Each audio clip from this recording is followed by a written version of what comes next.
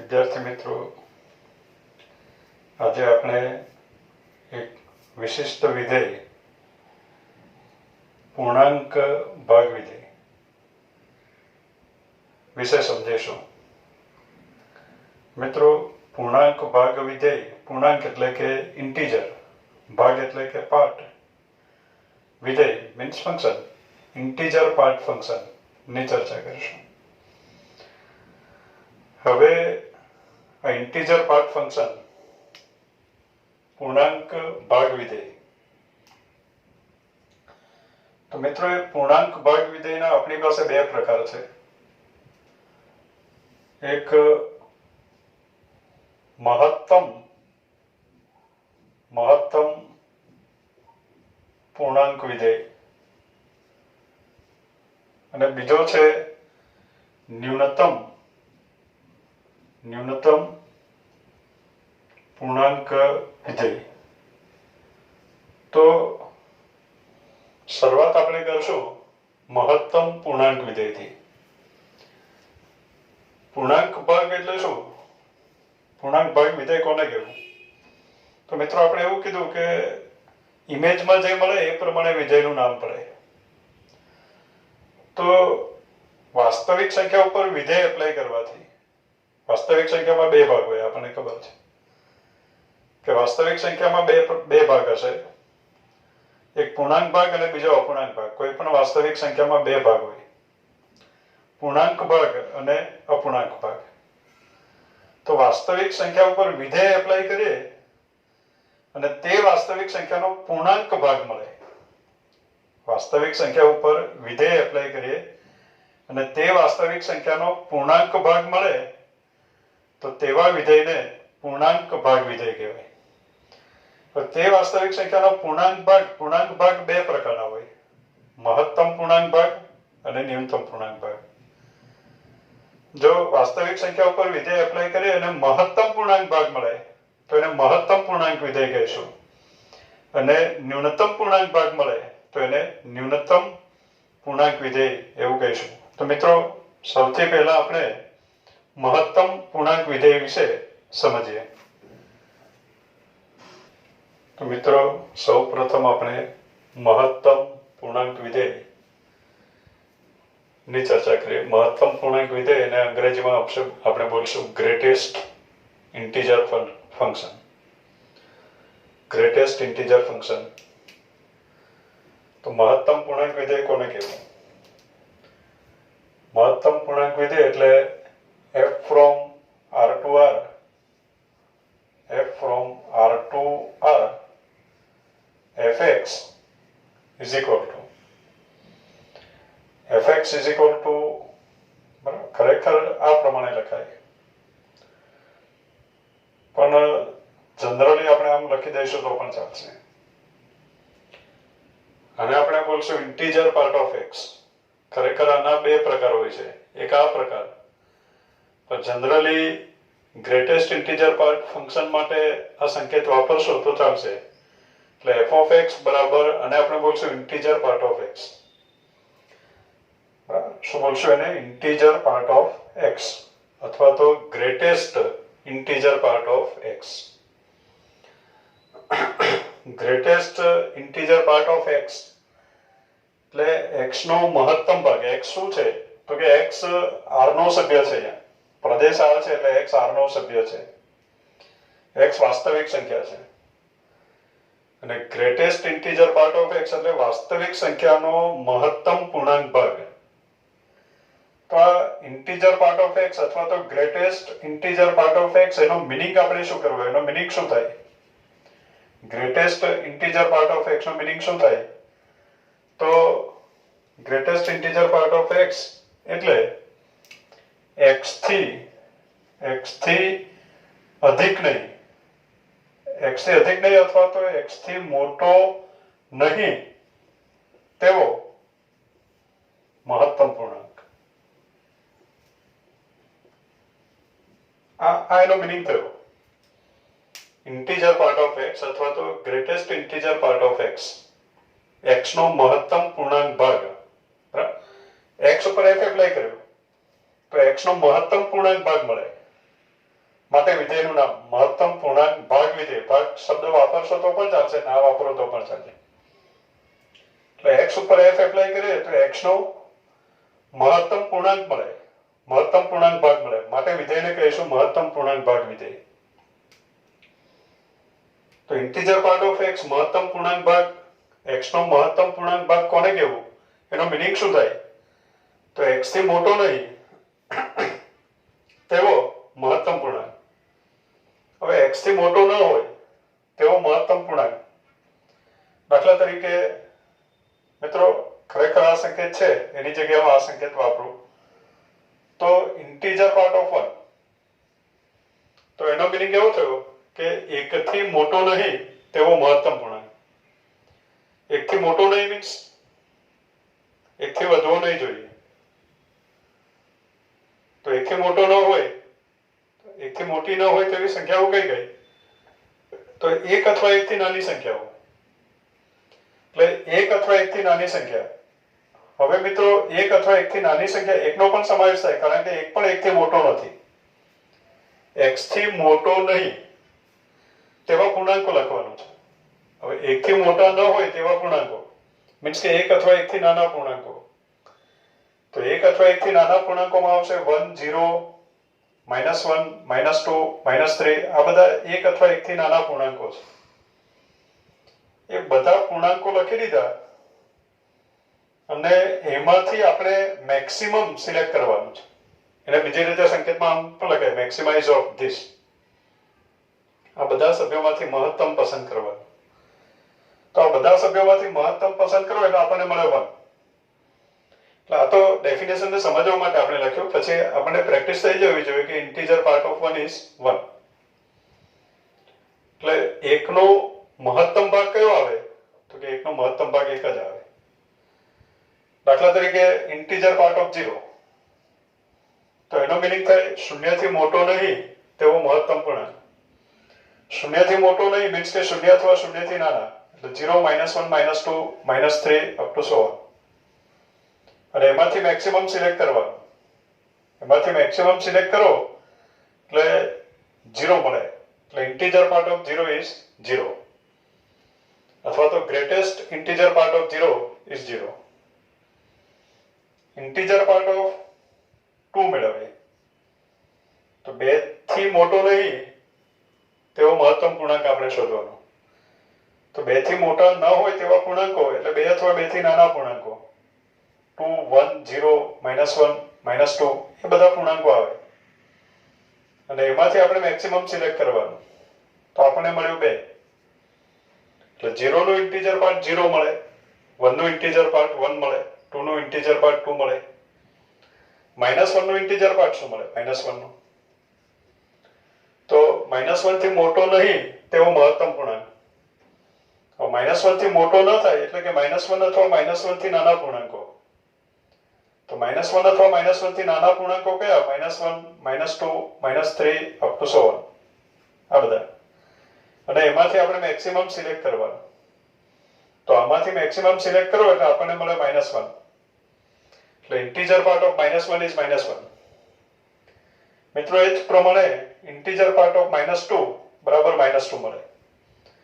તો આપણે એમ થાય કે આજે integer part of 0 is 0, integer part of 1 is 1, integer part of 2 is 2, integer part of -1 is -1, integer part of -2 is -2.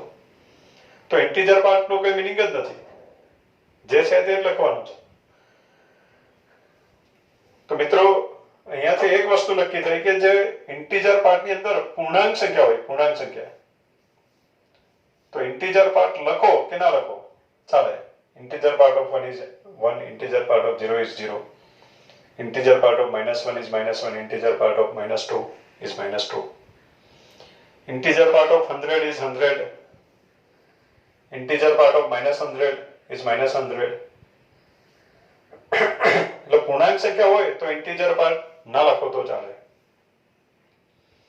આગળ સમજીએ આપણે અપૂર્ણાંક સંખ્યા હોય તો શું થાય. દાખલા તરીકે હું લઉં ઇન્ટીજર પાર્ટ ઓફ 1 અને 2 ની વચ્ચેની સંખ્યા, 0 અને 1 ની વચ્ચેની સંખ્યા લઉં 0.5. Integer part of 0.5. તો 0.5 કરતા મોટી નહીં હોવી જોઈએ તેવા પૂર્ણાંકો લખવા. મોટા ન હોય તેવા પૂર્ણાંકો લખવા, કારણ કે આપણે પૂર્ણાંક સિલેક્ટ કરવાનો છે. તો 0.5 કરતા મોટા ન હોય તેવા પૂર્ણાંક. 0.5 કરતા મોટી ન હોય એવી સંખ્યા એટલે 0.5 અથવા એનાથી નાની સંખ્યા.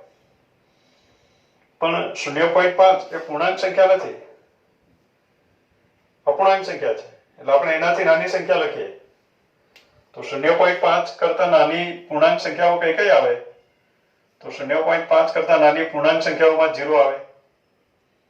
આપણને ખબર છે કે આ પ્રમાણે સંખ્યા રેખા ઉપર 0 આ 1 છે, અહીંયા 0.5 હશે તો 0.5 પૂર્ણાંકમાં નથી ગણાતો, તો એનાથી નાના પૂર્ણાંકો આપણે લેવા પડે. 0.5 અથવા એનાથી નાના પૂર્ણાંકો, પણ 0.5 પોતે પૂર્ણાંક નથી એટલે એનાથી નાના પૂર્ણાંકો લખીએ આપણે 0, પછી ડાબી બાજુના બધા જ પૂર્ણાંકો લખીએ તો -1, -2, -3 અપ ટુ so on. એ પ્રમાણે આગળ આવશે. હવે એ જે બધા જ પૂર્ણાંકો છે એમાંથી આપણે મેક્સિમમ સિલેક્ટ કરવા. તો એમાંથી મેક્સિમમ સિલેક્ટ કરો એટલે આપણને 0 મળે. એટલે ઇન્ટીજર પાર્ટ ઓફ 0.5 is 0. આગળ વધીએ આપણે. ધારો કે ઇન્ટીજર પાર્ટ ઓફ 1.5 ની વાત કરવી. તો ઇન્ટીજર પાર્ટ ઓફ 1.5 એટલે 1.5 થી મોટો ન હોય તેવા પૂર્ણાંકો લખવાનું. મીન્સ કે 1.5 અથવા 1.5 થી નાના પૂર્ણાંકો. તો 1.5 અથવા 1.5 થી નાના પૂર્ણાંકો કયા કયા? તો 1 થી 1.5 એટલે અહીંયા આવશે આ 1.5 અથવા એનાથી નાના પૂર્ણાંકો એટલે આપણને મળે 1, 0, -1, -2 અપ ટુ so on. હવે એમાંથી મેક્સિમમ કોણ છે? તો એમાંથી મેક્સિમમ 1 છે. એટલે ઇન્ટીજર પાર્ટ ઓફ 1.5 is 1. એ જ પ્રમાણે ઇન્ટીજર પાર્ટ ઓફ 2.5 is 2. દાખલા તરીકે ઇન્ટીજર પાર્ટ ઓફ 0.5 એ 0 આવ્યું. એ જ પ્રમાણે ઇન્ટીજર પાર્ટ ઓફ 0.1 લો, ઇન્ટીજર પાર્ટ ઓફ 0.1 તો પણ 0 જ આવશે. ઇન્ટીજર પાર્ટ ઓફ 0.2 લઈએ તો પણ 0 જ આવશે. એટલે 0 point something એ બધાનો ઇન્ટીજર પાર્ટ 0 આવે. સમથિંગમાં કોઈ પણ સંખ્યા કોઈ પણ નંબર હશે તો 0 point something લઈએ તો એનો ઇન્ટીજર પાર્ટ 0 આવે. 1 point something લઈએ તો એનું ઇન્ટીજર પાર્ટ 1 આવે. 1 નું ઇન્ટીજર પાર્ટ પણ 1 છે. આગળ સમજીએ આપણે. 1 નું ઇન્ટીજર પાર્ટ, પૂર્ણાંક સંખ્યાનું ઇન્ટીજર પાર્ટ તેનું તે જ છે. પણ અપૂર્ણાંકમાં પણ 0 point something હોય તો એનું ઇન્ટીજર પાર્ટ 0 છે. 1 point something તો એનું ઇન્ટીજર પાર્ટ 1 છે. પોઈન્ટ પછીની સંખ્યા કાઢી નાખો એમ સમજો, પણ એ ધન સંખ્યા માટેની વાત છે. 1.1 નું ઇન્ટીજર પાર્ટ 1, 1.2 નું 1, 1.3 નું 1, 1.4, 1.5, 1.6, 1 point something દેખાય એટલે એનું ઇન્ટીજર પાર્ટ 1 જ આવે. 2.1, 2.2, 2.3, 2 point something તો એનું ઇન્ટીજર પાર્ટ 2 આવશે. 3 point something તો એનું ઇન્ટીજર પાર્ટ 3 આવશે. 4 point something એટલે એનું ઇન્ટીજર પાર્ટ 4 આવે. એટલે મિત્રો આપણે એમ સમજ્યા કે આ ઇન્ટીજર પાર્ટ લખ્યો એટલે પોઈન્ટ પછીની સંખ્યા એમ કાઢી નાખીએ તો પણ ચાલે. એમ સમજી લો તો પણ ચાલે. પ્રેક્ટિકલી એવું વિચારી શકાય. હવે આપણે આગળ વધીએ મિત્રો. પહેલા પૂર્ણાંક સંખ્યાઓ લીધી, પછી અપૂર્ણાંક સંખ્યા. અપૂર્ણાંક સંખ્યામાં ધન સંખ્યા, બરાબર, ધન અપૂર્ણાંક સંખ્યાઓ લીધી. હવે ઋણ અપૂર્ણાંક સંખ્યાઓ લઈએ. મિત્રો આનો વારંવાર ઉપયોગ આવશે એટલે આ પરફેક્ટ આવડવું જોઈએ. આપણે લઈએ -0.5. -0.5 એટલે અહીંયા 0 છે, -1 છે, વચ્ચે જે છે -0.5 છે. હવે એનું ઇન્ટીજર પાર્ટ મેળવો. તો -0.5 થી મોટો નહીં, એનાથી વધુ નહીં જોઈએ. તો -0.5 અથવા એનાથી નાના, પણ -0.5 પૂર્ણાંક નથી તો એનાથી નાના પૂર્ણાંકો. એટલે એનાથી નાના પૂર્ણાંકોમાં આવ્યું -1, -2, -3, -4 અપ ટુ so on. આ બધા પૂર્ણાંકો આવ્યા. અને એમાંથી આપણે મેક્સિમમ સિલેક્ટ કરવાનું. તો એ મેક્સિમમ વેલ્યુ મળે આપણને -1. તો મિત્રો અહીંયા પેલો વિચાર કામ નહીં લાગશે.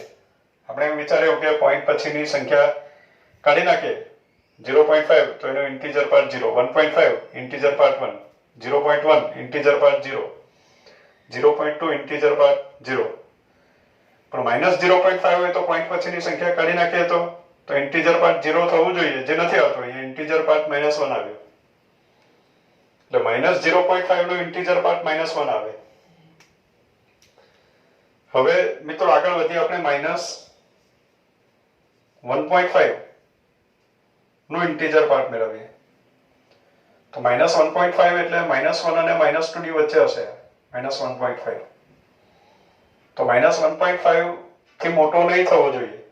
મીન્સ કે -1.5 અથવા એનાથી નાના પૂર્ણાંકો. તો -1.5 પોતે પૂર્ણાંક નથી એટલે એનાથી નાના પૂર્ણાંકો લખીએ આપણે. તો -2 થી શરૂ થાય. -2, -3, -4, -5, -6 એ પ્રમાણે. અને એમાંથી મેક્સિમમ, તો એમાંથી મેક્સિમમ આવે -2.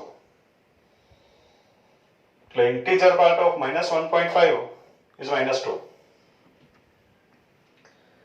તો મિત્રો ખરેખર આ ઇન્ટીજર પાર્ટ ને આપણે સમજવું હોય તો પૂર્ણાંક સંખ્યાનું ઇન્ટીજર પાર્ટ તે પોતે જ આવે. એ તો બહુ ક્લિયર છે. ધન અપૂર્ણાંક સંખ્યા હોય તો પોઈન્ટ પછીનો નંબર કાઢી નાખો એટલે ઇન્ટીજર પાર્ટ મળે. પણ ઋણમાં તો -0 point something તો -1 લખો, -1 point something તો -2 લખો, -2 point something તો -3 લખો, -3 point something તો -4 એનો ઇન્ટીજર પાર્ટ. તો મિત્રો આ બધાને જનરલી આપણે એમ કેવું હોય કે ઇન્ટીજર પાર્ટ શું આવે તો કે કોઈ પણ સંખ્યા આપણને આપી હોય તો એ સંખ્યા કયા બે પૂર્ણાંકોની વચ્ચે છે એ નક્કી કરી લો.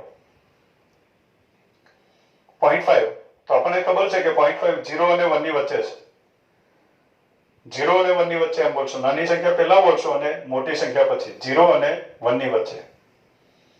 તો 0.5 0 અને 1 ની વચ્ચે છે તો 0 અને 1 ની વચ્ચે છે એમાંથી નાની સંખ્યા 0 છે તો એનો ઇન્ટીજર પાર્ટ 0 આવે.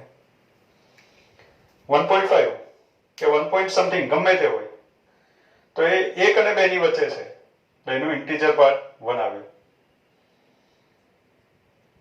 0.1 0 અને 1 ની વચ્ચે છે એટલે એનું ઇન્ટીજર પાર્ટ 0 આવે.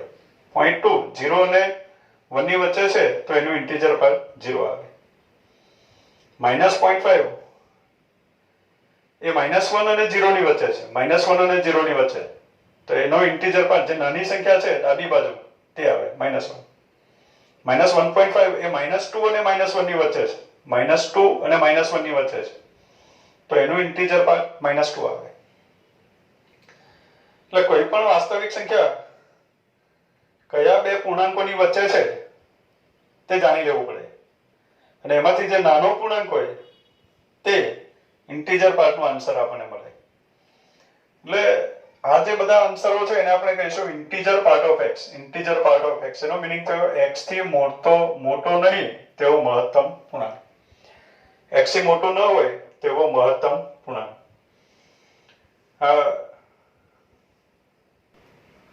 તો મિત્રો આપણે સમજ્યા કે ઇન્ટીજર પાર્ટ કોને કહેવું. For every x belongs to R, પ્રત્યેક વાસ્તવિક સંખ્યા, અહીંયા જે x છે એ R નો સભ્ય છે અને પ્રત્યેક વાસ્તવિક સંખ્યા x ની જગ્યાએ લખી શકાય. તો for every x belongs to R, R ના પ્રત્યેક સભ્ય માટે મિત્રો કોઈ પણ વાસ્તવિક સંખ્યા હોય તો x R નો સભ્ય હોય તો એને આ સ્વરૂપે લખી શકાય.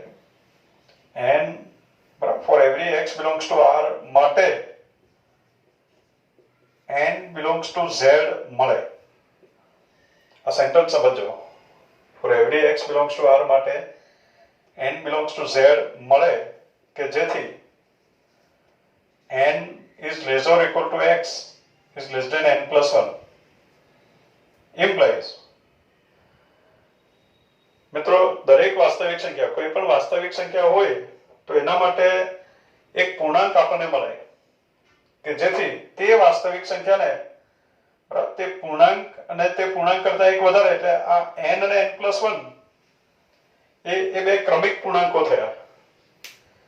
દાખલા તરીકે n બરાબર 0 તો n+1 એટલે 1 એટલે n અને n+1 બે ક્રમિક પૂર્ણાંકો થયા. 1 2 2 3 3 4 એ પ્રમાણે. તો દરેક વાસ્તવિક સંખ્યાને આપણે આવા સ્વરૂપમાં લખી શકીએ. એના માટે આ અસમતા સાચી પડે. કોઈ પણ વાસ્તવિક સંખ્યા માટે આ અસમતા સાચી પડે. સમજ્યા શું કહેવા માંગે અસમતા? દાખલા તરીકે વાસ્તવિક સંખ્યા 0. તો વાસ્તવિક સંખ્યા 0 માટે એવો કયો પૂર્ણાંક મળે કે જેથી આ અસમતા લખી શકાય? તો આપણે લખી શકીએ વાસ્તવિક સંખ્યા 0 માટે n બરાબર 0 મળે. n ની જગ્યાએ હું 0 લખું. 0 is less or equal to 0 is less than 1. આ વાત સાચી પડે. શૂન્ય કેવો છે? તો શૂન્ય અથવા શૂન્યથી મોટો છે અને 1 કરતા નાનો છે. દાખલા તરીકે વાસ્તવિક સંખ્યા હું 0.1 લઉં. 0.1 તો એના માટે n belongs to z કોણ મળે કે જેથી આપણે આવી અસમતા લખી શકીએ? 0.1 તો આવી અસમતા લખી શકીએ મીન્સ કે 0.1 બે ક્રમિક પૂર્ણાંકોની વચ્ચે લખી શકાય. એવો નાનો પૂર્ણાંક કોણ મળે?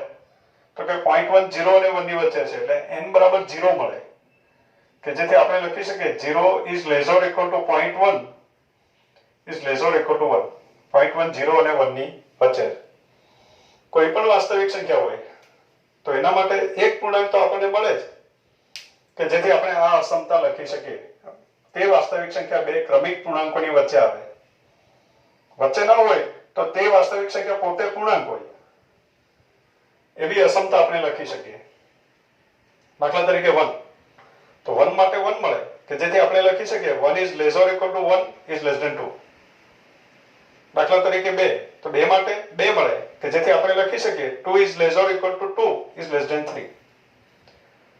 2.5 તો 2.5 માટે 2 જ મળે. 2.5 માટે કોણ મળે? 2 મળે કે જેથી આપણે લખી શકીએ 2 is less or equal to 2.5 is less than 3. 2 point something ગમે તે હોય તો એના માટે 2 જ મળે કે જેથી આપણે લખી શકીએ 2 is less or equal to 2.5 is less than 3. મિત્રો તમે વિચારો કે કોઈ વાસ્તવિક સંખ્યા તમારી પાસે એવી છે કે જેના માટે કોઈ પૂર્ણાંક ન મળે કે જેથી આવું લખી શકાય. તો એવી કોઈ વાસ્તવિક સંખ્યા તમને મળશે નહીં.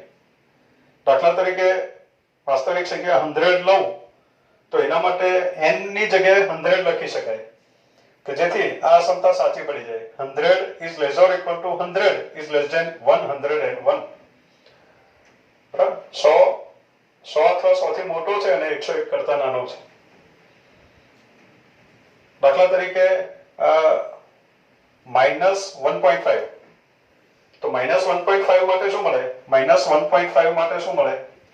તો કે -1.5 માટે -2 મળે કે જેથી આપણે લખી શકીએ -2 is less or equal to -1.5 is less than -1.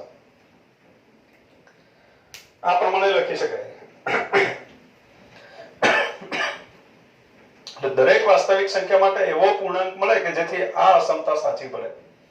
કોઈ વાસ્તવિક સંખ્યા એવી નથી કે જેના માટે આપણને પૂર્ણાંક ન મળે કે જેથી આ અસમતા લખી શકાય. અસમતા લખી શકાય એવો પૂર્ણાંક ન મળે એવું બનતું નથી. એટલે દરેક વાસ્તવિક સંખ્યાને આ પ્રમાણે લખી શકાય.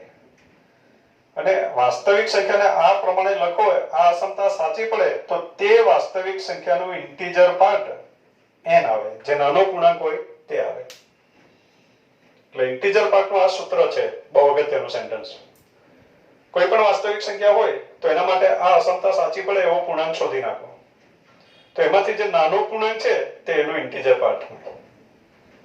દાખલા તરીકે 100.5 તો એના માટે 100 મળે 100 મળે કે જેથી આપણે લખી શકીએ 100 is less or equal to 100.5 is less than 101. તો 100.5 નો ઇન્ટીજર પાર્ટ આવ્યો 100. એટલે એ પ્રમાણે કોઈ પણ વાસ્તવિક સંખ્યા માટે એવી પૂર્ણાંક સંખ્યા મળે કે જેથી આ અસમતા લખી શકાય અને આ અસમતા લખાય તો x નું ઇન્ટીજર પાર્ટ નાનો પૂર્ણાંક હોય તે મળે. તો મિત્રો હવે આપણે દરેક વાસ્તવિક સંખ્યા માટે દરેક વાસ્તવિક સંખ્યાની ઇમેજ શોધવી છે. તો દરેક વાસ્તવિક સંખ્યાની સંખ્યાની ઇમેજ મેળવવી છે તો આપણે શૂન્ય અથવા શૂન્યથી મોટી બધી વાસ્તવિક સંખ્યાની ઇમેજ એકી સાથે મેળવી લઈએ. ધારો કે વાસ્તવિક સંખ્યા x શૂન્ય અથવા શૂન્યથી મોટો છે. 0 is less or equal to x is less than 1. x r નો સભ્ય છે. હવે r ના સભ્ય વારાફરતી મૂકી ના શકાય. 0 પછી 1 પછી 2 એવું ના આવે. 0 અને 1 ની વચ્ચે અસંખ્ય સંખ્યાઓ છે. બધી સંખ્યાઓની ઇમેજ આપણે મેળવવી પડે. તો હું 0 અને 1 વચ્ચેની તમામ સંખ્યાની ઇમેજ મેળવું. તો 0 એવી તમામ સંખ્યા કે શૂન્ય અથવા શૂન્યથી મોટી છે અને 1 કરતા નાની છે. એટલે શૂન્ય પણ આવી ગયું. શૂન્ય અથવા શૂન્યથી મોટી અને 1 થી નાની તમામ વાસ્તવિક સંખ્યા નું ઇન્ટીજર પાર્ટ 0 આવે. આ સૂત્ર પ્રમાણે સંખ્યા બે ક્રમિક પૂર્ણાંકોની વચ્ચે હોય તો તેનો ઇન્ટીજર પાર્ટ નાનો પૂર્ણાંક આવે. દાખલા તરીકે 1 અથવા 1 થી મોટી અને 2 થી નાની તમામ વાસ્તવિક સંખ્યાનો ઇન્ટીજર પાર્ટ 1 મળે. 2 અથવા 2 થી મોટી અને 3 થી નાની તમામ વાસ્તવિક સંખ્યાનો ઇન્ટીજર પાર્ટ 2 મળે. 3 અથવા 3 થી મોટી અને 4 થી નાની તમામ વાસ્તવિક સંખ્યાનો ઇન્ટીજર પાર્ટ 3 મળે. 0 પછીની બધી સંખ્યાની વાત થઈ ગઈ. શૂન્ય અથવા શૂન્યથી મોટી અને 1 થી નાની. એટલે 0 પછીની બધી સંખ્યાની વાત આપણે કરી દીધી. 0 1 તો 0 અથવા 0 થી મોટી અને 1 થી નાની. પછી 1 અથવા 1 થી મોટી 2 થી નાની. એટલે આ બધી સંખ્યાની ચર્ચા આપણે કરી. હવે ઋણ સંખ્યા લઈએ. તો ઋણ સંખ્યા માટે આપણે એમ લઈએ -1 is less or equal to x is less than 0. -1 અને 0 વચ્ચે જે તમામ વાસ્તવિક સંખ્યાઓ છે એ બધાની ઇમેજ -1 મળે. જે નાનો પૂર્ણાંક હોય તે મળે. -2 is less or equal to x is less than -3. is less than -1. નાનો પૂર્ણાંક છે, મોટો પૂર્ણાંક -1 આવશે. તો એનું ઇન્ટીજર પાર્ટ -2 મળે. એટલે એ પ્રમાણે ઋણ સંખ્યામાં પણ આપણે અનંત સુધી લખી શકીએ. તો અહીંયા ઇમેજો આવશે -3 -4 -5 એ પ્રમાણે આવશે. ધન સંખ્યામાં પણ આપણે અનંત સુધી લખી શકીએ. તો આ બધી ઇમેજો મળી. અસંખ્ય વાસ્તવિક સંખ્યા છે, બધાની ઇમેજ 0 છે. અહીંયા પણ અસંખ્ય વાસ્તવિક સંખ્યા છે, દરેકની ઇમેજ 1 છે. 2 અને 3 વચ્ચે જેટલી પણ વાસ્તવિક સંખ્યા છે બધાની ઇમેજ 2 છે. તો અત્યારે મિત્રો આપણે ઇમેજોનો ગણ બનાવીએ. તો ઇમેજોનો ગણ એટલે વિસ્તાર ગણ. વિધેયનો વિસ્તાર ગણ એટલે પ્રદેશના પ્રત્યેક સભ્યની ઇમેજોનો ગણ. તો પ્રદેશના પ્રત્યેક સભ્યની ઇમેજ આપણે લખીએ તો બધા સભ્યની ઇમેજ લખો તો શૂન્ય અથવા શૂન્યથી મોટી અને 1 થી નાની તમામ વાસ્તવિક સંખ્યાની ઇમેજ 0 છે. -1 અને 0 વચ્ચેની તમામ વાસ્તવિક સંખ્યાની ઇમેજ -1 છે અને 1 અને 2 વચ્ચેની તમામ વાસ્તવિક સંખ્યાની ઇમેજ 1 છે. -1 ની -1 છે, 1 ની પણ 1 છે. એટલે બીજી ઇમેજમાં આપણને મળ્યું બીજું +or-1. ઇમેજમાં આપણને +or-2 પણ મળે. +2 -2. એ જ પ્રમાણે +3 -3 પણ ઇમેજમાં મળે. +3 -3 +or-4. એટલે આ બધી ઇમેજો આપણને મળે. ઇમેજોનો આ ગણ તૈયાર થઈ ગયો. પ્રદેશના પ્રત્યેક સભ્યની ઇમેજ આપણે મેળવી અને પ્રદેશના પ્રત્યેક સભ્યની ઇમેજોનો ગણ એટલે વિધેયનો વિસ્તાર. એટલે આ જે ઇન્ટીજર પાર્ટ ફંક્શન છે એનો વિસ્તાર એટલે વિધેયનો વિસ્તાર એટલે range of f is equal to set of 0 +or-1 +or-2 +or-3 +or-4 up to so on. એટલે આ તો મિત્રો z જ છે. એટલે પૂર્ણાંક ભાગ વિધેયનો વિસ્તાર, પૂર્ણાંક ભાગ વિધેય અથવા તો મહત્તમ પૂર્ણાંક વિધેય એમ લખો તો પણ ચાલે. ખરેખર બીજું પૂર્ણાંક વિધેય પણ આપણી પાસે આવવાનું છે, ન્યૂનતમ પૂર્ણાંક વિધેય. તો બંનેને ભેગું કરીને લખી દો તો પણ ચાલે કે પૂર્ણાંક ભાગ વિધેય બંનેનો વિસ્તાર z જ આવશે. પૂર્ણાંક ભાગ વિધેયનો વિસ્તાર અત્યારે મહત્તમ પૂર્ણાંક ભાગ વિધેય છે તો એનો વિસ્તાર બરાબર આ તો z છે. શૂન્ય સહિતની ધન અને ઋણ પૂર્ણાંક સંખ્યાઓનો ગણ એટલે પૂર્ણાંક સંખ્યાઓનો ગણ જેને આપણે z બોલીએ. તો પૂર્ણાંક ભાગ વિધેયનો વિસ્તાર હંમેશા z આવે. એટલે આ સેન્ટેન્સ પણ આપણે ધ્યાનમાં રાખશું કે પૂર્ણાંક ભાગ વિધેયનો વિસ્તાર z છે, એનો પ્રદેશ સહપ્રદેશ, ઇમેજનું સૂત્ર, એનો વિસ્તાર. હવે મિત્રો આપણે આ જે પૂર્ણાંક ભાગ વિધેય છે એના આલેખની વાત કરીએ. મહત્તમ પૂર્ણાંક વિધેયનો આલેખ. મિત્રો હવે મહત્તમ પૂર્ણાંક વિધેયના આલેખની આપણે ચર્ચા કરીએ. આલેખ રજૂ કરવા માટે આપણે બિંદુનું નિરૂપણ કરવું પડે. બિંદુનું નિરૂપણ કરતી વખતે આપણને ખબર છે કે જે સભ્ય આપણે લઈએ છીએ પ્રદેશમાંથી એને બિંદુનો એક્સ યામ કહેવાય અને જે ઇમેજ મળે એને બિંદુનો વાય યામ કહેવાય. તો મિત્રો અહીંયા આપણે સમજ્યા કે 0 અથવા 0 થી મોટી અને 1 થી નાની તમામ વાસ્તવિક સંખ્યાની ઇમેજ 0 મળે. મીન્સ કે 0 ની ઇમેજ 0 મળે. એટલે કે x બરાબર 0 ત્યારે y બરાબર 0.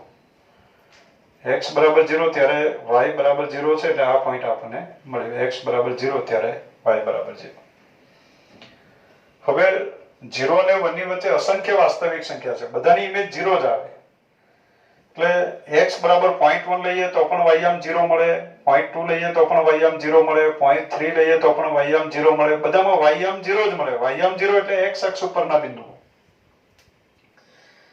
એટલે આપણે x અક્ષ ઉપર બિંદુઓ મૂકવું પડે. ક્યાં સુધી? તો કે 0 માટે પણ x અક્ષ ઉપર બિંદુ મૂકવાનું છે, 0 માટે પણ x અક્ષ ઉપર બિંદુ મૂકવાનું છે અને 0 અને 1 વચ્ચેની દરેક વાસ્તવિક સંખ્યા માટે બિંદુ આવશે x અક્ષ ઉપર જ. એટલે x અક્ષ ઉપર અસંખ્ય બિંદુઓ અહીંયા મૂકી શકાય આ પ્રમાણે. આને કાટું કરી દઈએ આપણે. એટલે આ બિંદુ આપણે મૂક્યા.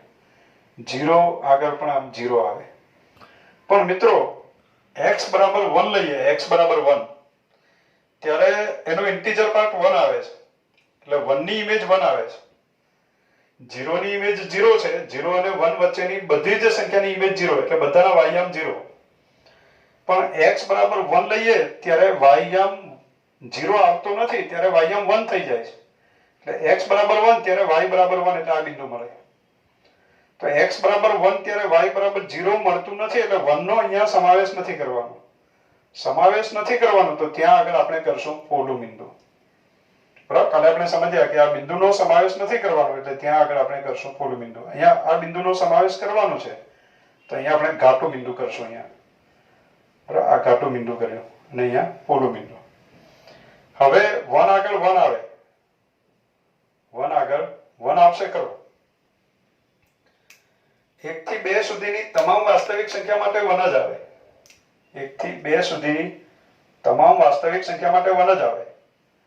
2 માટે 1 આવતું નથી. 2 માટે 1 નહીં આવે. આ બધી વાસ્તવિક સંખ્યા 1 અને 2 વચ્ચે x લો એટલે બધા માટે આન્સર 1 જ આવે. ઇમેજ 1 જ આવે. 1.1 ની ઇમેજ 1, 1.2 ની 1, 1.3 ની 1, 1.5 ની 1, 1.6 ની 1, 1.9 ની પણ 1, 1.99 ની પણ 1. પણ 2 આગળ 1 આવતું નથી એટલે અહીંયા આગળ આવશે પોલું બિંદુ. આ પ્રમાણે. તો 2 આગળ શું આવે? 2 ની ઇમેજ શું આવે? તો 2 ની ઇમેજ 2 આવે એટલે અહીંયા આ બિંદુ આવે. એટલે 2 થી 3 સુધી તમામ વાસ્તવિક સંખ્યાની ઇમેજ 2 જ આવે. પણ 3 ની ઇમેજ 2 આવતી નથી એટલે ત્યાં આગળ આવશે પોલું બિંદુ. 3 ની ઇમેજ 3 આવે. 3 થી 4 સુધીની તમામ વાસ્તવિક સંખ્યાની ઇમેજ 3 જ આવે. બધાની ઇમેજ 3 છે. બધાના ઇન્ટીજર પાર્ટ 3 જ છે. એટલે 3 થી 4 સુધી બધાની ઇમેજ 3 જ આવે એટલે આ પ્રમાણે આવશે. બધાની ઇમેજ 3 છે. પણ 4 ની ઇમેજ 3 નથી એટલે અહીંયા આવશે પોલું બિંદુ. એટલે આ પ્રમાણે અનંત સુધી આવો ગ્રાફ આપણે દોરી શકીએ. આગળ પણ આવશે. હવે મિત્રો અહીંયા સમજીએ. -1 નું ઇન્ટીજર પાર્ટ -1 આવે. પૂર્ણાંક સંખ્યાનું ઇન્ટીજર પાર્ટ તે પોતે જ આવે. આપણને ખબર છે. જે વાક્ય બોલું છું બરાબર ધ્યાનથી સાંભળવા મિત્રો. -1 નું ઇન્ટીજર પાર્ટ -1 જ આવે. -1 અને 0 વચ્ચેની તમામ વાસ્તવિક સંખ્યાનું ઇન્ટીજર પાર્ટ -1 જ આવે. -1 જ આવે. પણ 0 નું ઇન્ટીજર પાર્ટ -1 આવતું નથી એટલે આ બિંદુનો સમાવેશ નહીં કરવો. ખાલી એક જ બિંદુનો સમાવેશ નથી કરવાનો એટલે ત્યાં પોલું બિંદુ કરશું. દાખલા તરીકે -2 નું ઇન્ટીજર પાર્ટ -2 આવે. -2 નું ઇન્ટીજર પાર્ટ -2 આવશે.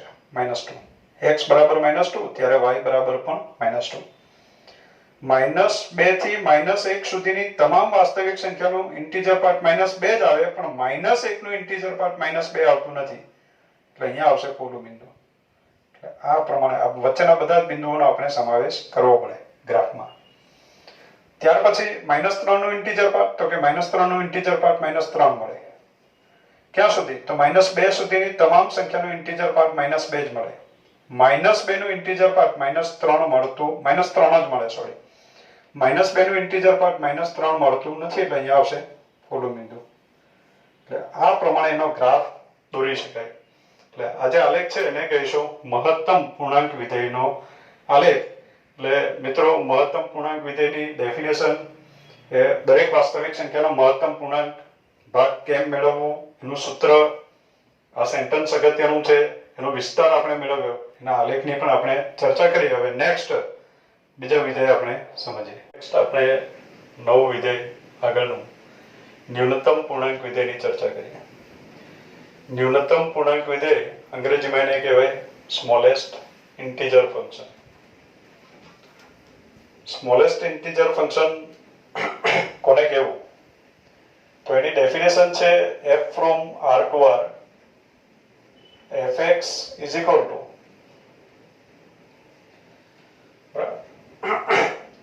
સ્મોલેસ્ટ ઇન્ટીજર પાર્ટ, એવું બોલશો આપણે, smallest integer part of x.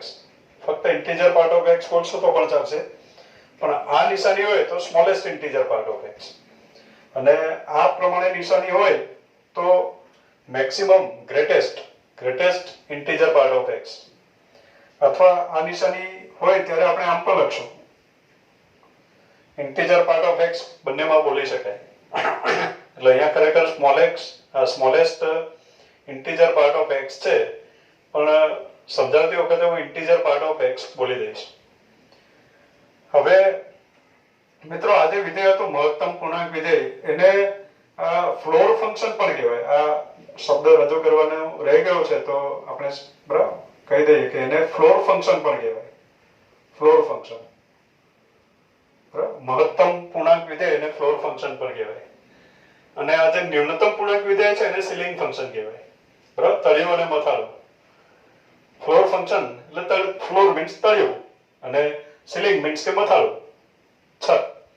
તો f from r to r fx is equal to smallest integer part of x એવું બોલી શકાય, પણ આપણે બોલશું ઇન્ટીજર પાર્ટ ઓફ x. પણ આનો મીનિંગ આપણે શું કરવાનું? તો આનો મીનિંગ થાય x થી નાનો નહીં. આગળ જે હતો મીનિંગ x થી મોટો નહીં, હવે લખ્યું x થી નાનો નહીં. x થી નાનો નહીં તેવો ન્યૂનતમ પૂર્ણાંક એમ કહીશું. તેવો ન્યૂનતમ પૂર્ણાંક. દાખલા તરીકે સ્મોલેસ્ટ ઇન્ટીજર પાર્ટ ઓફ 0, તો 0 થી નાનો નહીં. 0 થી નાનો નહીં મીન્સ કે 0 અથવા 0 થી મોટા. તો 0 અથવા 0 થી મોટા, હવે મિત્રો આપણે થોડું સ્પીડમાં લઈને બધો ખ્યાલ આવી ગયો છે. તો 0 અથવા 0 થી મોટા પૂર્ણાંકો કયા? તો કે 0 અથવા એટલે 0 નો પણ સમાવેશ કરાય. 0, 1, 2, 3, 4, 5 એ બધા. અને એમાંથી ન્યૂનતમ કોણ છે? તો કે એમાંથી ન્યૂનતમ છે 0. એટલે smallest integer part of 0 is 0. Smallest integer part of 1 is 1. કારણ કે 1 થી નાનો નહીં, 1 થી નાના નહીં થવા જોઈએ. એટલે 1 અથવા 1 થી મોટા પૂર્ણાંકો, 1 અથવા 1 થી મોટા પૂર્ણાંકો, ફક્ત પૂર્ણાંકોની વાત કરવી. તો 1 અથવા 1 થી મોટા પૂર્ણાંકો છે 1, 2, 3, 4, 5, 6, અને એમાંથી ન્યૂનતમ, તો એમાંથી ન્યૂનતમ 1 છે. એ જ પ્રમાણે સ્મોલેસ્ટ ઇન્ટીજર પાર્ટ ઓફ 2, તો smallest integer part of 2 is 2. Smallest integer part of -1. Smallest integer part of -1 is -1. Smallest integer part of -2 is -2. એટલે બધી જ પૂર્ણાંક સંખ્યાનો સ્મોલેસ્ટ ઇન્ટીજર પાર્ટ તે પૂર્ણાંક સંખ્યા જ આવે. એટલે મહત્તમ પૂર્ણાંક ભાગ ગણો કે ન્યૂનતમ પૂર્ણાંક ભાગ ગણો, પૂર્ણાંક સંખ્યામાં તેનું તે જ આવે. તો પૂર્ણાંક સંખ્યામાં કોઈ ચેન્જ આવતો નથી. હવે આગળ સમજીએ આપણે સ્મોલેસ્ટ ઇન્ટીજર પાર્ટ ઓફ 0.5. બહુ મોટો શબ્દ બોલવો પડે છે, એટલે ઇન્ટીજર પાર્ટ ઓફ 0.5. તો એનો મીનિંગ એવો થયો કે 0.5 થી નાનો નહીં, 0.5 થી નાના નથી લેવાનો. મીન્સ કે 0.5 અથવા 0.5 થી મોટા, જમણી બાજુના. તો 0.5 અથવા 0.5 થી મોટા એટલે 0.5 થી શરૂ કરાય, પણ 0.5 પોતે પૂર્ણાંક નથી, આપણે પૂર્ણાંક જ લેવા છે એટલે આવશે 1 2 3 4 અને એમાંથી પાછો ન્યૂનતમ એટલે 1 આવ્યું. એટલે smallest integer part of 0.5 is 1. એ જ પ્રમાણે 0 પોઈન્ટ સમથિંગ આવશે, smallest integer part of 0 point something ખાલી જગ્યા લખી દીધું છે, તો smallest integer part of 0 point something is 1 જ આવશે દરેક માટે. 0 પોઈન્ટ સમથિંગ દેખાય એટલે એનો સ્મોલેસ્ટ ઇન્ટીજર પાર્ટ 1 જ આવશે. હવે 1 point smallest integer part of 1.5, તો 1.5 થી નાનો નહીં, 1.5 થી નાના નહીં થવા જોઈએ, મીન્સ કે 1.5 અથવા એનાથી મોટા પૂર્ણાંકો એટલે 2 થી શરૂ થાય, 2 3 4 5 અને એમાંથી ન્યૂનતમ 2 આવ્યો. એટલે smallest integer part of 1.5 is 2. એટલે મિત્રો smallest integer part of 1 point something દેખાશે તો એ બધાનો ઇન્ટીજર પાર્ટ 2 જ મળે. એટલે 1 પોઈન્ટ સમથિંગ હોય તો 2 આવે. એના પછીનો પૂર્ણાંક એમ સમજો, એના પછી જે પૂર્ણાંક હોય તે આવશે, તરત જે એના પછી પૂર્ણાંક હોય તે આવે. 2 પોઈન્ટ સમથિંગ હોય તો એનો ઇન્ટીજર પાર્ટ 3 આવે, 3 પોઈન્ટ સમથિંગ હોય તો એનો ઇન્ટીજર પાર્ટ 3 આવે. તો મિત્રો અત્યારે એમ સમજાય કે 0.5 છે તો 0.5 કોની વચ્ચે છે? 0 અને 1 ની વચ્ચે, તો આન્સરમાં મોટો પૂર્ણાંક આવે. 1.5 કોની વચ્ચે છે? 1 અને 2 ની વચ્ચે, તો આન્સરમાં મોટો પૂર્ણાંક આવે. આગળનું જે વિધેય હતું એમાં બે ક્રમિક પૂર્ણાંકોની વચ્ચે હોય તો એનું ઇન્ટીજર પાર્ટ નાનો પૂર્ણાંક આવે, એમ આપણે સમજ્યા. હવે મોટો પૂર્ણાંક આવે છે. દાખલા તરીકે નેગેટિવ નંબર લઈએ આપણે, -0.5, તો -0.5 નો સ્મોલેસ્ટ ઇન્ટીજર પાર્ટ 0 આવશે, કેમ કે -1 અને 0 ની વચ્ચે છે અને એમાંથી મોટો પૂર્ણાંક છે 0, એટલે 0 આવશે. -1.5 એનો સ્મોલેસ્ટ ઇન્ટીજર પાર્ટ આનો મહત્તમ ભાગ -2 આવે અને ન્યૂનતમ ભાગ -1 આવે, કારણ કે -2 અને -1 ની વચ્ચે છે તો એમાંથી મોટો પૂર્ણાંક છે -1, એટલે મોટો પૂર્ણાંક આવે એમ આપણે સમજીશું. એટલે દરેક વાસ્તવિક સંખ્યા માટે આપણે લખવું હોય તો આપણે આ પ્રમાણે લખીએ છીએ. આગળ પણ લખ્યું, for every x belongs to R માટે, for every x belongs to R માટે n belongs to z મળે. દરેક વાસ્તવિક સંખ્યા માટે એવી પૂર્ણાંક સંખ્યા મળે, 100% મળે, કે જેથી તે વાસ્તવિક સંખ્યાને આપણે આ પ્રમાણે લખી શકીએ, n is less than x is less or equal to n plus 1. equal to અહીંયા છે, ખસેડી દીધું આપણે. આગળ મહત્તમ પૂર્ણાંક ભાગમાં આ જગ્યાએ equal to હતું.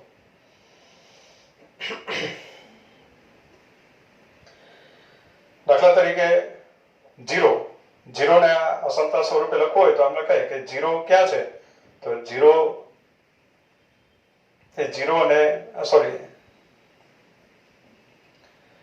0 માટે બે ક્રમિક પૂર્ણાંકો, મારે અહીંયા ક્રમિક પૂર્ણાંકો આ પ્રમાણે લખવા જોઈએ કે n-1 અને n ની વચ્ચે. તો 0 કયા બે ક્રમિક પૂર્ણાંકોની વચ્ચે છે? તો એના માટે 0 માટે આપણને 0 મળે, કે જેથી આપણે લખી શકીએ કે 0 - 1 એટલે -1 is less than x એટલે કે 0 is less or equal to 0. 0 એ 0 બરાબર છે, લેસ ધેન તો નથી પણ બરાબર છે, એટલે 0 માટે n કોણ મળે? તો કે n બરાબર 0 મળે.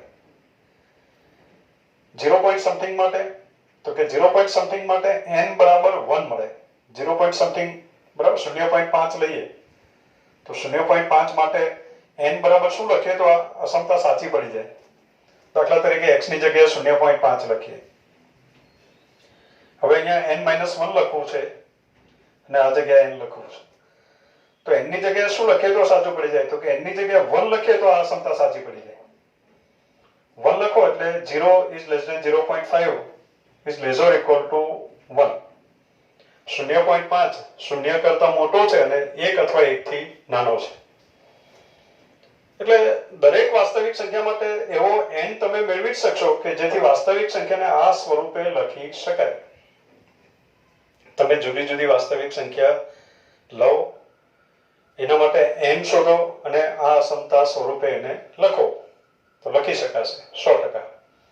અને એ પ્રમાણે લખી શકાય તો a x નો ન્યૂનતમ ભાગ જે n છે તે મળે. અહીંયા ઇક્વાલિટીની નિશાની અહીંયા નથી કરવી, ડાબી બાજુ નહીં, જમણી બાજુ જે નંબર છે તેની આગળ કરવાની છે.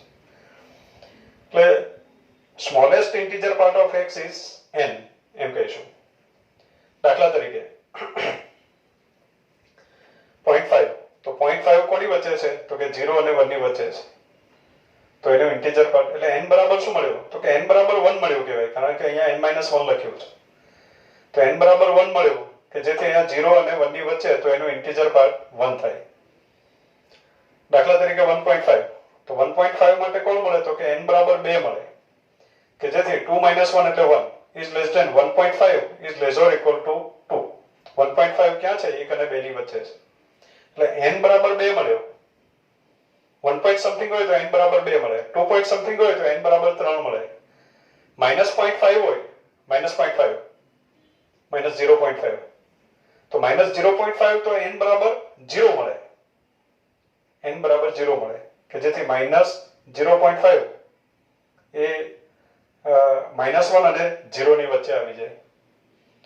એટલે -0.5 માટે n બરાબર 0 મળે, -1.5 માટે n બરાબર -1 મળે કે જેથી આ અસમતા સાચી પડે. તો એનો ઇન્ટીજર પાર્ટ જે મોટો નંબર છે તે આવે. અહીંયા બે ક્રમિક સંખ્યાઓ હશે અને મોટો જે નંબર છે તેનો આન્સર આવે. હવે મિત્રો આપણે જુદી જુદી વાસ્તવિક સંખ્યાના ઇન્ટીજર પાર્ટની વાત કરીએ. દાખલા તરીકે વાસ્તવિક સંખ્યા હું 0 કરતા મોટી લઉં, 0 કરતા મોટી, x 0 કરતા મોટો છે અને 1 અથવા 1 થી નાનો છે. 0 થી મોટી અને 1 અથવા 1 થી નાની તમામ વાસ્તવિક સંખ્યાનો ન્યૂનતમ ભાગ 1 આવે.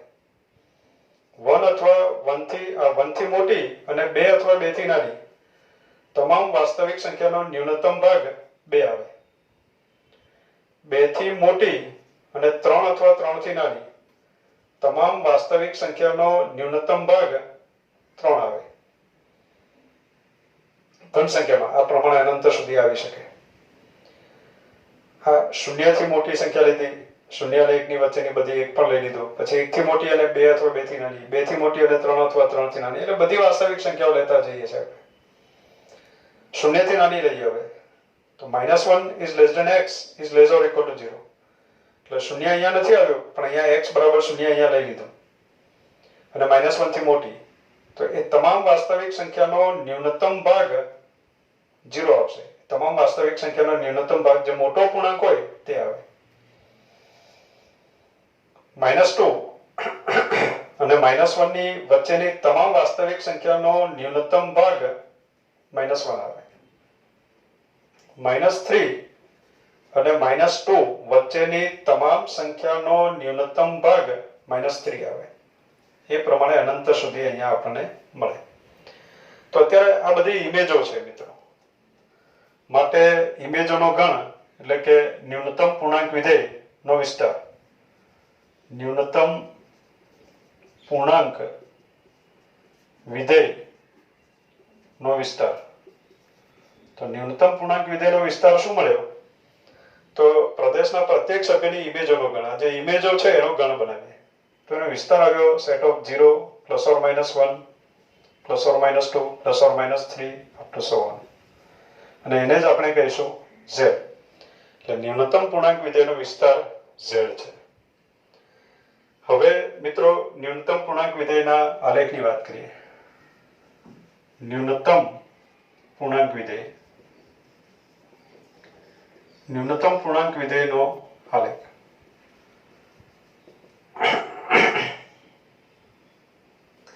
તો મિત્રો ન્યૂનતમ પૂર્ણાંક વિધેયના આલેખની રજૂઆત કરવી છે આપણે, એટલે x અક્ષ y અક્ષ એ પ્રમાણે આપણે લઈ લઈએ. આ x અક્ષ છે, આ y અક્ષ છે.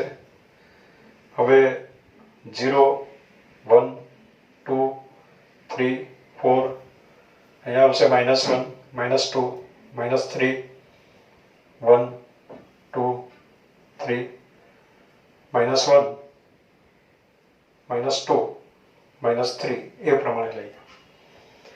તો મિત્રો આપણને ખબર છે જો અહીંયા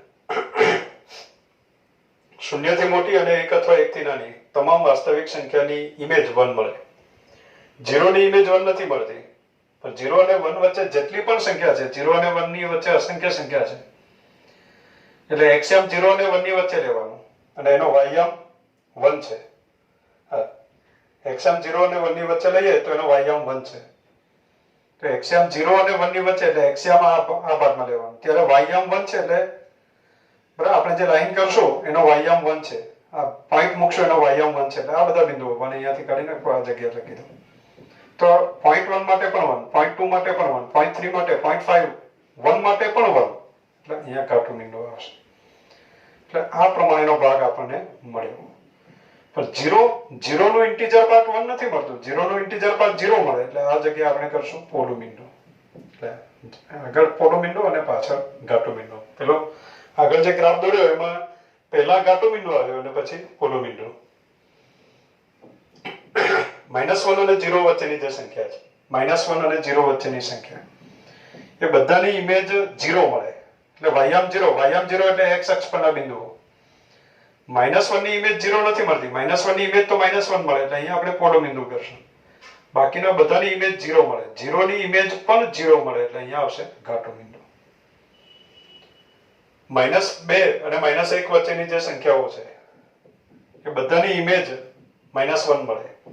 -2 અને -1 વચ્ચેની જે સંખ્યા છે બધાની ઇમેજ -1 મળે, એટલે બધાનો વાયયામ -1 છે. -2 ની ઇમેજ -1 મળતી નથી, એટલે અહીંયા પોલું બિંદુ. -1 ની ઇમેજ -1 મળે છે, એટલે અહીંયા ઘાટું બિંદુ. વચ્ચેના તમામ બિંદુઓનો વાયયામ -1 જ આવે. -3 ની ઇમેજ તો -2 નથી આવતી, -3 ની ઇમેજ -3 આવે, એટલે -3 ની ઇમેજ -2 નથી આવતી, પણ -2 ની ઇમેજ -2 આવે છે. વચ્ચેના તમામ બિંદુઓ આપણને મળે, એટલે આ પ્રમાણે એનો ગ્રાફ આવશે. દાખલા તરીકે 1 ની ઇમેજ 1, 2 ની ઇમેજ 2 આવશે, 2 ની ઇમેજ 2 છે. 1 અને 2 વચ્ચે જેટલી પણ સંખ્યા છે બધાની ઇમેજ 2 જ આવે, એટલે આ બધા બિંદુઓ આવશે, આ બધા બિંદુઓ આવશે. પણ 1 ની ઇમેજ 2 આવતી નથી, એટલે અહીંયા આવશે પોલું બિંદુ. 2 અને 3 વચ્ચેની જે સંખ્યાઓ છે બધાની ઇમેજ 3 આવે, 3 ની ઇમેજ પણ 3 આવે, અને 2 અને 3 વચ્ચે જેટલી પણ સંખ્યા છે બધાની ઇમેજ 3 આવે, પણ 2 ની ઇમેજ 3 આવતી નથી, એટલે ત્યાં પોલું બિંદુ. એટલે આ પ્રમાણે એનો ગ્રાફ આપણે દોરી શકીએ.